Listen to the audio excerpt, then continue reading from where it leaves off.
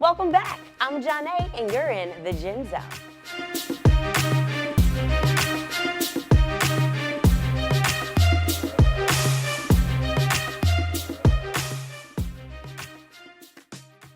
Drum roll, please. It's election time, and I have really been paying attention to everything these politicians have been saying about all the major topics: abortion, border issues, gun control, and of course, inflation. Are you aware of when the midterm elections are? No, I'm not. No. Yeah, I believe it's, November 8th, Tuesday or something like that? Yes. November, right?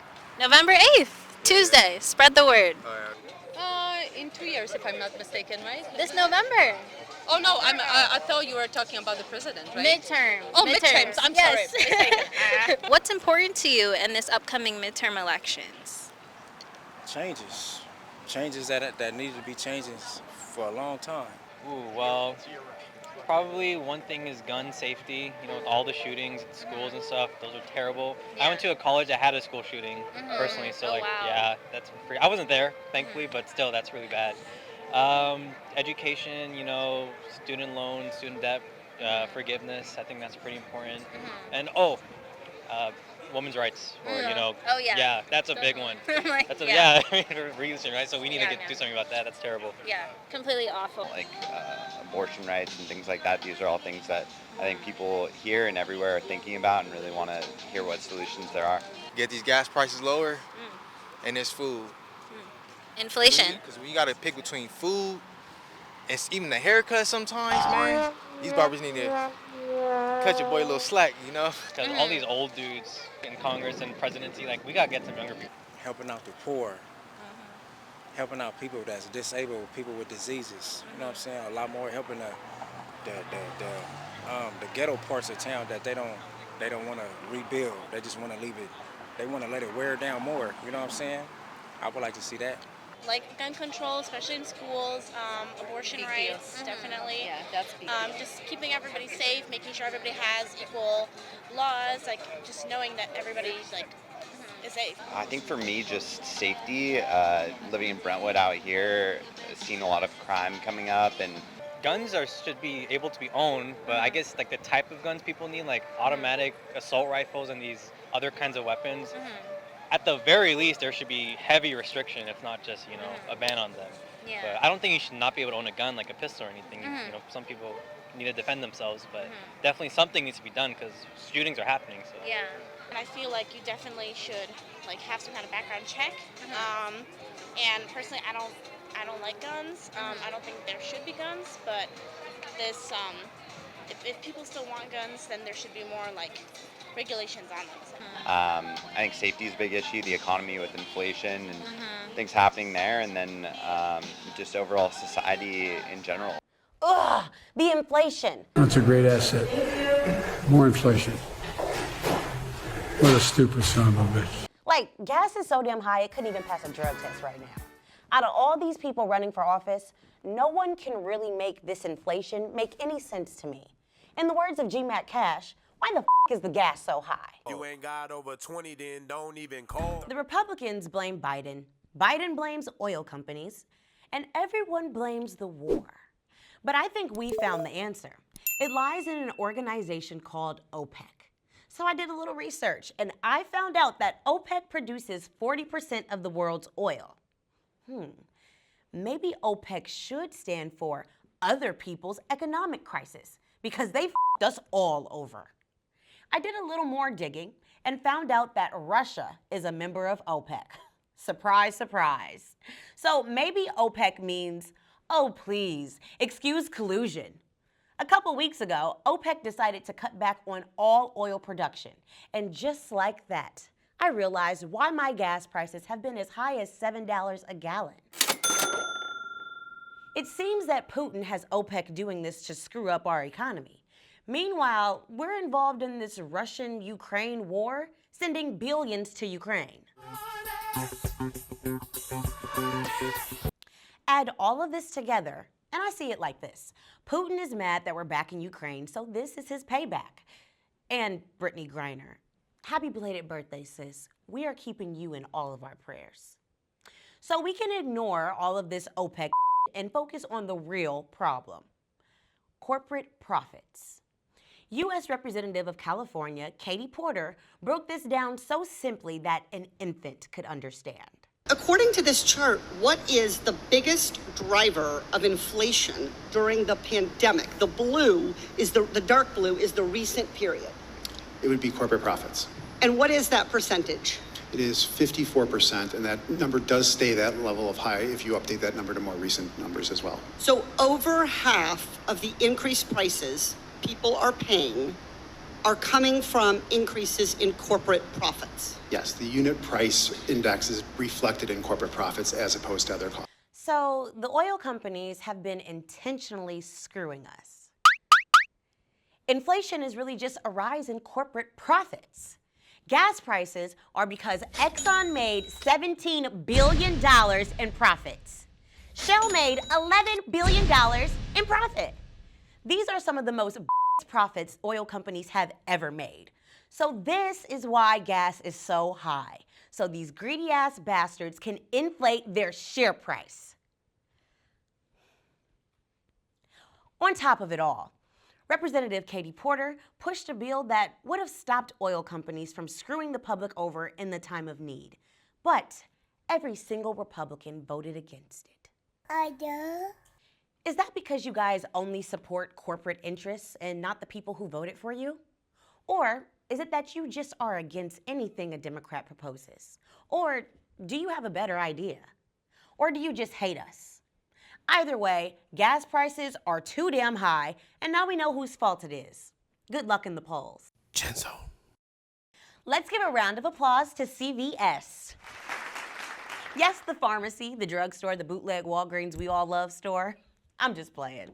I've never really had a preference between Walgreens, Rite Aid, and CVS. You know, tomato, tomato. But CVS recently announced that they're lowering the price of menstrual products in 12 states, including Texas, despite the state's legislature's blatant efforts to minimize women's rights. So, is that a yes for Plan B, Texas? That would be a bloody miracle. The cost of CVS brand tampons, menstrual pads, liners, and cups will be reduced by 25%, making us women about $2 richer every month. Hey, $2 goes a long way. What a money reside, what a money reside, what a money reside, what a money reside. Shout out to CVS for knowing what a woman needs. Jhone. Why is no one putting JP Morgan Chase Bank on blast? I've been watching and waiting. I mean, we got people who were charged with conspiracy against the United States, aka treason. I know Paul Manafort has a Chase Bank account, and I bet my best lace front is still open. And what about his former boss? He has said some of the most outlandish, disrespectful anyone can say, and has offended just about every group on the planet at least once, and yet no ties were cut between him and his money. How is this okay? Guess the change in my pocket wasn't enough. I'm like, you and a could too. If you're on board with this bullshit, get ready for the social media credit score. It's basically a system that uses CCTV and listening devices in pretty much most places that you go to either reward you with or take away points. In a way, these points decide how valuable you are as a person. Do you want your bank account closed because the bank doesn't like some dumb shit you said on the gram? Or is offended by the Twitter premiere of your kitty cat? I don't think so. Freedom of speech publicly and privately, forever. Jhone. Last week, we applauded President Biden for pardoning all prior federal offenses for simple marijuana possession. Thank God for my reefer, man. This shit good. But, correction, people aren't in federal prison for petty weed crimes. That's a state crime, not a federal offense. If someone has a simple possession on their record and they're in federal prison, they have some other crimes attached to that record as well. So this executive order may have dropped that one charge, but these folks ain't free. Joe, Mainstream media, I trusted you with this. No, don't trust nobody, no. Don't trust nobody in this life of crime. These are the games that politicians play. They do something and intentionally let the media run with it with no clarification. I must admit, pardoning felons for cannabis-related offenses is a great look for the Democrats just before the midterm elections. But that's why you gotta do your own research and see what's really up. Don't be emotionally manipulated for your vote. Chenzo. This is the only thing that matters right now. We could be in a nuclear war at any minute, and you continue to fund it. That's what's going on. Where's the lie? As much as I love and respect AOC's hustle as a passionate woman of color in office and the youngest member of Congress ever, we still gotta hold her accountable. So, AOC, why are you still supporting the flow of American tax dollars to the war in Ukraine? I mean, is $16 billion of our hard-earned cash not enough? I mean, damn. Have you seen how we're doing out here in these American streets?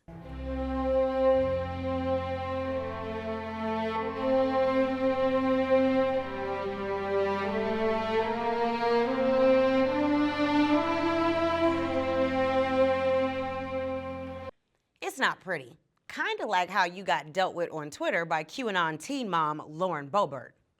In case y'all were too busy researching the people on your midterm ballots to be on Twitter lately, let me fill you in. Republican Representative Lauren Boebert of Colorado came for AOC after the heated town hall meeting where an anti-Ukraine war activist confronted the New York representative for voting to support nuclear war. Republican Representative Boebert then called AOC a sellout in another tweet. First, let's introduce this bitch Boebert. And follow me, because this is a lot of tea. She's a high school dropout whose husband miraculously earns about $500,000 per year through his consulting firm. Boebert Consulting's biggest client just happens to be the largest producer of natural gas. So why does this matter?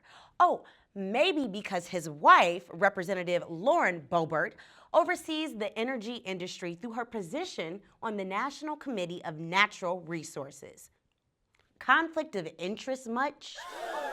And just last year, Boebert Consulting was determined to be a delinquent company for lack of proper registration and government filings. Yet somehow this failed bar owner makes $400,000 plus a year?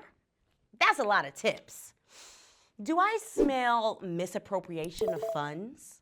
Or maybe your zaddy T-baby gave y'all the cash. So I ask you, who's really the sellout, Mrs. Boebert? Ask me, you're the real something. With typical Republican hypocrisy, Boebert kept hitting at AOC with no chill, and a side of low-key racism, of course. I'm letting you know that you cannot, you're not listening to me. Linda, listen to me now. Listen to me now. Listen to no. All right, listen, okay? But let's be real. The discussion over AOC's loyalty to her constituents isn't necessarily wrong. Neither is the question of why it seems like the Democrats are dragging us into World War III. The government should not be sending us to war, and they should actually want to save our tax dollars. The possibility of a nuclear war with Russia is not okay. We have our own problems. We don't need Ukraine's too.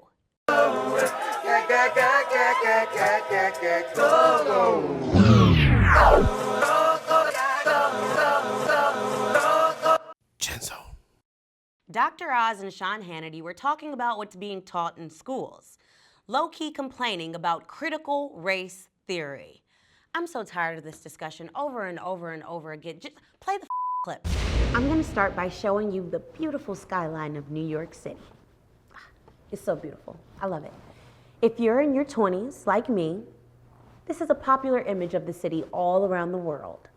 Most of us are not aware that it used to look like this just 23 years ago, until this happened. Imagine teaching history that this was just a fire. It's unimaginable. And it would be an unforgivable insult to the lives lost on 9/11. It would be an unforgivable insult to the families and friends of those who perished that day. along with those who went to war fighting to right this terrible wrong. So let me show you where I'm going with this. In Texas, they have been teaching that the Africans who were kidnapped, beaten, raped, tortured, and brought to America as slaves were simply immigrants that came here for work. In Houston at Pearland High School, the geography class textbook has a map of the United States describing patterns of immigration. It reads that the Atlantic slave trade brought millions of workers from Africa to the southern United States to work on agricultural plantations. Now, while this is going on, there's a complaint about critical race theory being taught. While I agree that no one today should be made to feel guilty about their ancestral slave owners, I hope that it's crystal clear now why there is a need for American history regarding race to be taught. Genzo. It's time for our QAnon conspiracies. So, we spoke about Ye and the Chase breakup, but Q has a different spin on it.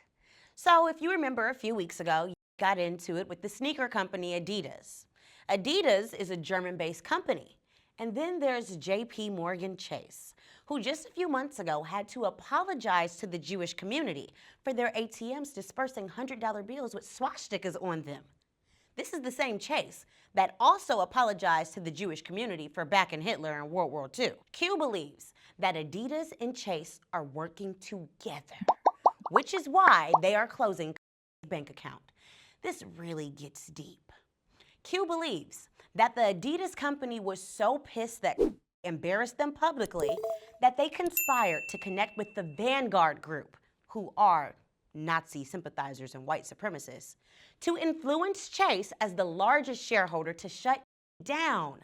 And the plot was supposed to make us black people fight with Jewish people. Sounds crazy and extreme, and it is. Vanguard Group is the largest shareholder of JP Morgan Chase. Vanguard America is a white supremacist group. No connection. So this whole story is debunked. But good looking out, Q. Genzo. Arizona Republican candidate for governor, Carrie Lake, likes big and she cannot lie. I'll tell you what he's got. I don't know if you heard of this, but he's got BDE. Anybody know what that means? Miss Lake, you're running for governor, not chief of staff. The former news anchor tweeted this nonsense ahead of the midterms. Well, clearly she's talking about who these men are, not what's between their legs. Small dick energy, small dick energy. Arizona, think long and hard about whether you want to be in bed with this woman. Politically speaking, of course. To me, she just seems a little too cocky. Genzo. We have the Gen Zone team out there getting to the bottom of this fentanyl madness. Here's what the people are saying. Overdose deaths in America hitting a record high, fueled in large part by highly lethal street fentanyl. The number of Americans dying surpassing 100,000 for the first time last year. Drug traffickers preying on people as young as teenagers. Fentanyl. What is that? Fentanyl. What is... What? Oh, no. Fentanyl. Do you know what fentanyl is? The weed? No, worse than weed. Fentanyl is taking the opioid epidemic to a new level. Fentanyl More potent than heroin. Another drug is surging. Fentanyl, so potent you could die with the syringe still in your arm. So do you know what fentanyl is?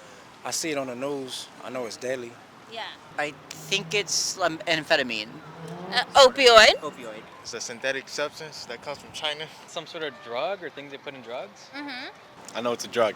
I know it's found in drugs, and it's a very big issue right now regarding people my age dying from overdosing or taking that. So it's very bad drug. It's like a very sensitive drug that they put in like other drugs. I know like they put in weed, they put in coke, put in all different types of stuff, but you're saying they put in Halloween candy now? This is what 114 pounds of fentanyl looks like. Enough, the DEA says, to kill 25 million Americans. What have you seen about it? That a little grain of salt of it could really kill you. I had a close friend of mine. He overdosed like 2-3 times. I do not personally, but I know in college it's been a very big problem. And graduating 2 years ago, I've seen a lot of drug overdoses and things like that, so I know it's a serious issue right now. When I was in prison, there was a pandemic where people was going man down. Yeah, one person died named Stubby. Stubby passed away off of that. People are crazy. People So it's are not crazy. Safe, yeah. I don't think so. I think it's not safe. So how do you feel about allowing children to go out trick-or-treating this year knowing that there's an epidemic of fentanyl going around?